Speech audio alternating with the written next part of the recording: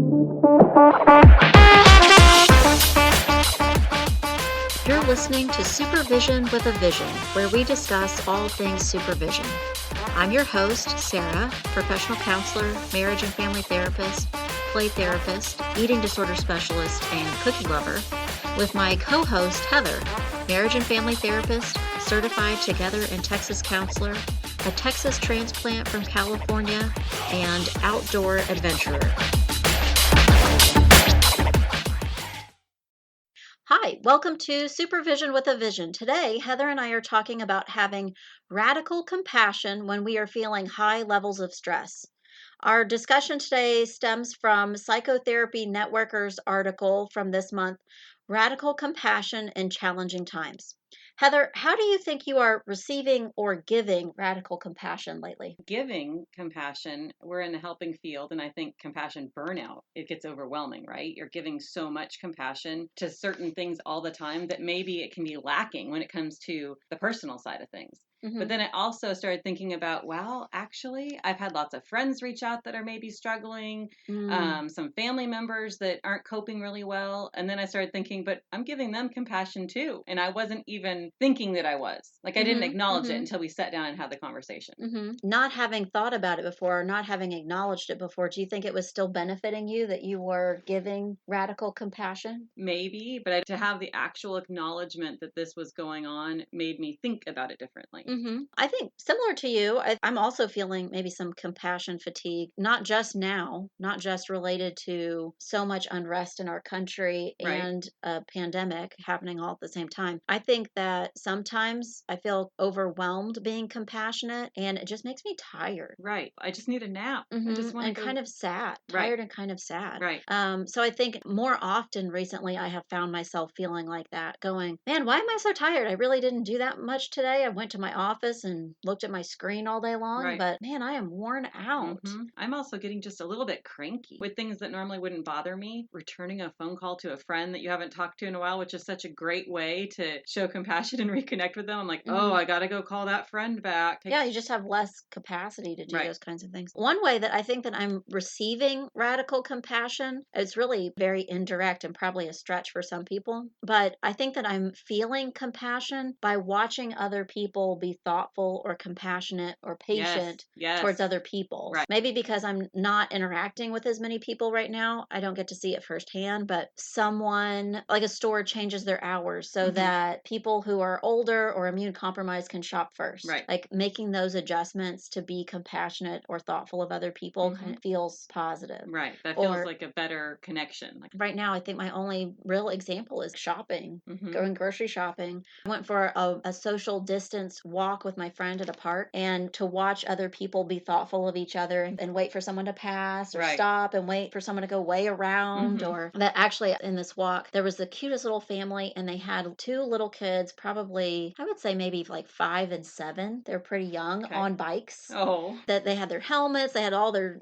gear on this little paved trail. The 7-year-old, the older kid, was trying to go up a little hill, but just couldn't Right. get up, on this Right. bicycle that was kind of a new skill for him. And there were so many people that acted like they were going to reach out and give him a little push or a little Right. help, but they didn't want to get too Right. close, so they didn't. And that was heartwarming Right. to You like see those things, you feel a little bit like, oh, the world still has some goodness. Right. I'm getting that from those kinds of Right. situations, but maybe it's a little bit of a reach and probably situations that I might not always notice Right. in a normal day-to-day Right. routine, but right now I'm noticing them. So in our article, it talked about 3 ways to build radical compassion. One of them is reaching out and connecting. Heather, how do you feel like you're reaching out and connecting now? Very specific with my free time because I feel like I'm connecting all day with clients, or trying to, at least interns and supervisees. I'm trying really hard to connect on that level. So I've had to be very specific with my downtime, reminding myself that those social connections, like reaching out and calling a family member, Because we're not planning something. Right. There's not a need to call. I'm just calling just because. Right. So connecting that way.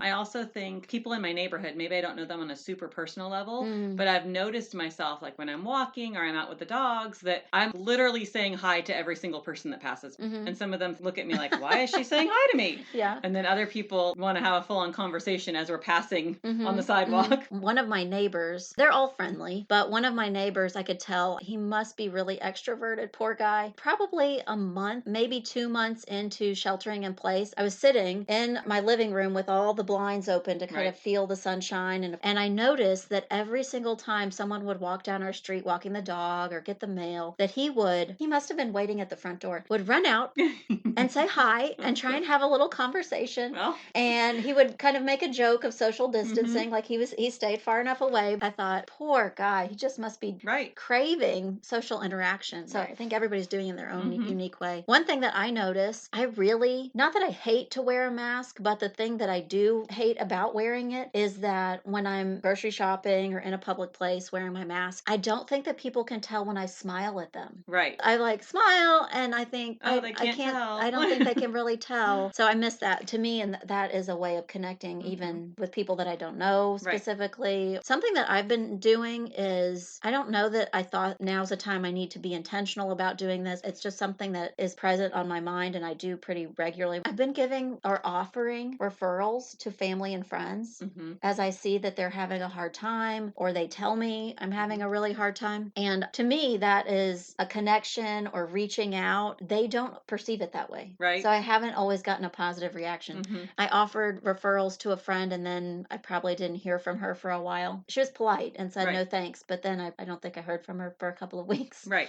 Or people who feel like they can be more direct with me who just said, no, why do you think I need that? Right. I'm talking to Like, you. Why would I need to talk to anyone else? well, that's a whole nother, yeah. Maybe some compassion for myself Right. and right and offering that referral instead of just continuing to take on that Mhm. myself. But yeah, I'm calling friends too, friends that maybe I wish I talked to more often, or I feel like I haven't heard from them in a while. I'm Mhm. thinking, where's this person? I'm missing them. So Right. I'm doing that as well. Heather, on the list of 3 ways to build radical compassion, the second one is help other people. I think that actually tag teams off of what you just said. The desire to help, you're helping somebody by giving a Mhm. referral. You're also connecting. I find myself doing things with my family, my little core family. I mean, I'm a mom. I do laundry and clean all the time, but I'm finding it to be more specific now. My 15-year-old daughter needs this. She may not even know she needs it, Mhm. but I'm really going out of my way. So I think I'm doing that. But I think we just forget we're in a helping profession. We're helping all the time, but probably not even like that doesn't count. Yeah, we talked about that. The Mhm. idea that what we do for a living doesn't count Right. if we're talking about helping how we're helping people. I mean, I think that's a discussion in and of itself. Why we would, and that we noticed both you and I felt like in some way that doesn't count. Can we talk about that for a second? Yeah. Why do we think it doesn't count? I think because it becomes commonplace, it's what we're doing. Mhm. And I think it probably applies to so many like helper professions out there that Mhm. if it's what you're doing every day, you almost don't think that that is something, it's your work. Well, I was going to say maybe I feel like, and other people feel like, well, that's what I'm supposed to do. That's how I'm supposed to do it. That's what I'm supposed to do. But it That's is what we do is certainly not something that other people do. So it's not. I mean, it's funny that we have that feeling or perception that, well, what I'm supposed to do that. mm-hmm. But it certainly requires something of us. I'm kind of wondering if we were accountants, would we count? Would it count if I was helping someone do their taxes? Right. Does that count? That I, not the helping side, but that I completed That task taxes? or Right. right. I finished someone's taxes. Does that count as having done work Right. or done something? I think Right. it does. I think it does. I just think it gets the water gets muddy when you're talking about things that Right. are feeling based or being Hmm. able to help out on a different level. I think the water just gets Oh. a little muddier. So you don't think this idea that we have that what we do for a living doesn't count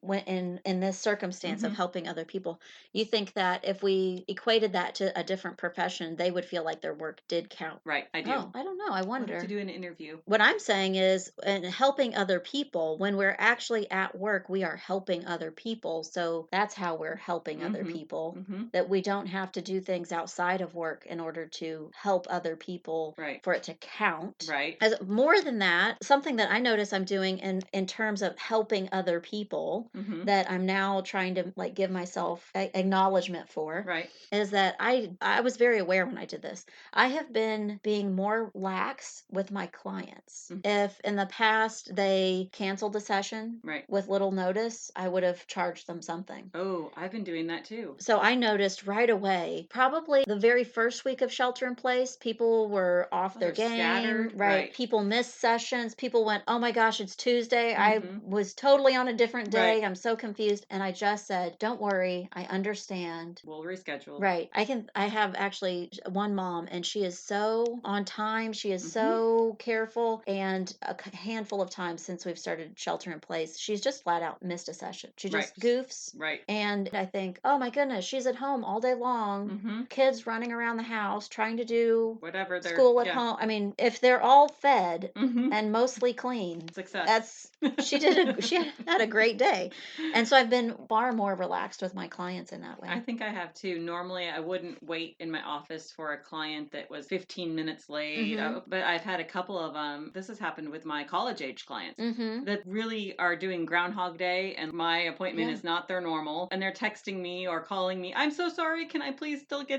Right. And we may only have a session that's 30 minutes long, but normally I would never have made that exception. One of my college students recently just flat out told me, "Yeah, I just didn't want to do it." Yeah.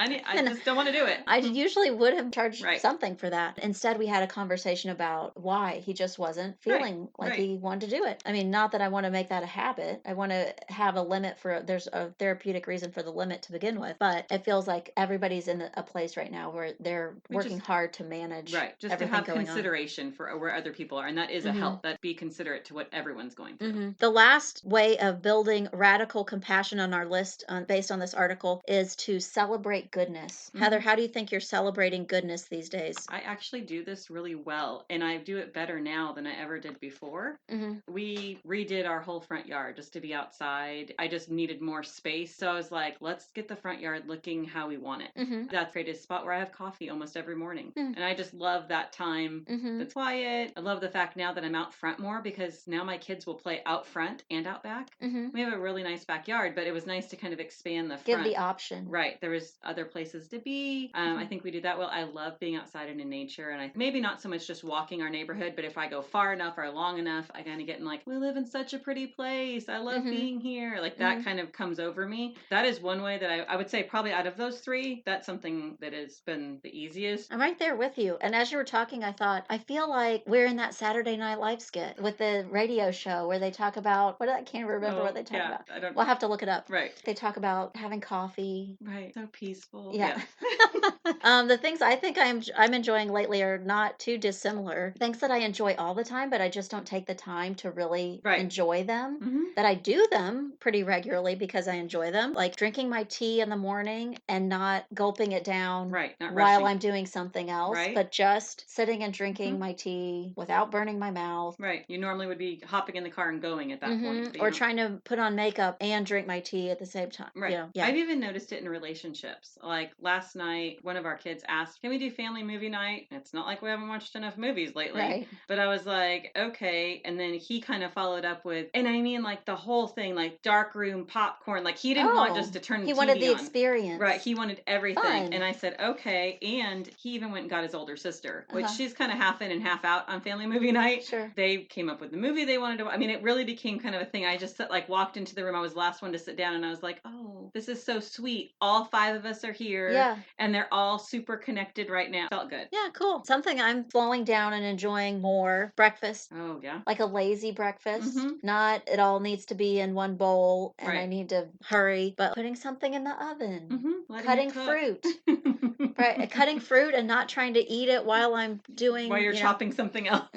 working out. Mm-hmm. I think sometimes, I mean, I enjoy working out, but sometimes it's finish, rush to the next thing. Right. I'm still breathing hard and I'm Right. trying to run home or Mm-hmm. take a shower or something, but just enjoying that, Mhm. appreciating it, being outside, like you said. Right. And sometimes it's our immediate surroundings because Mhm. that's what was most available to us Right. right now, a walk in the Mhm. park or something like that. Today, we talked about radical compassion and how we're experiencing it during a time of high stress. If you're interested in the article that we referenced today, please look at our session notes.